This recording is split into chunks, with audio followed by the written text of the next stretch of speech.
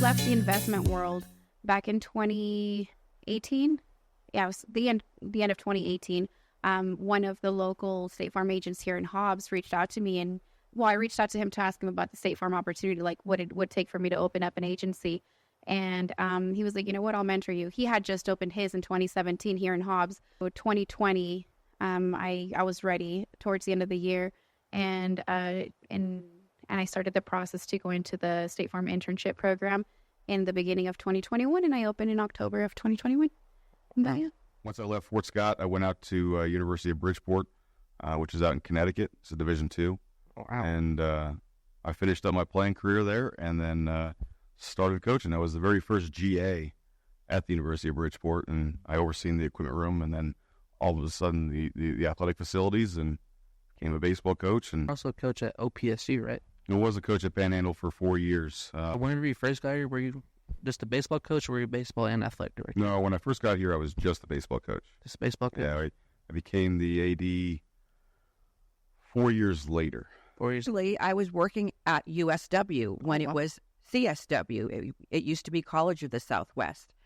And there were some changes going on within, and I had a friend who had previously worked here, and she asked me to meet with the former executive director of CASA because she thought that we would be a good fit. And so I went to meet with her, and when I realized what CASA was about, because I actually had no idea what CASA was about, I immediately wanted to be a part of their mission and be service to community and to the children of Lee County. There's a job opening here actually in the admissions department, and I didn't know that it was already filled, and so they kept my application.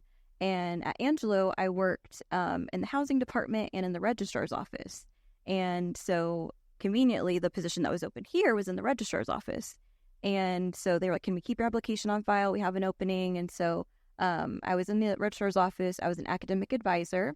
And then, just kind of did a couple different things. I was the first director for the College of Business. So I helped all the business students. Philip, you were one of the students. Helped them with the admissions process, the advising process.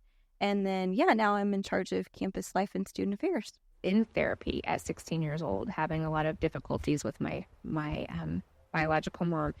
And I had a therapist at that time who was very inspirational to me. I liked her a lot. She really helped.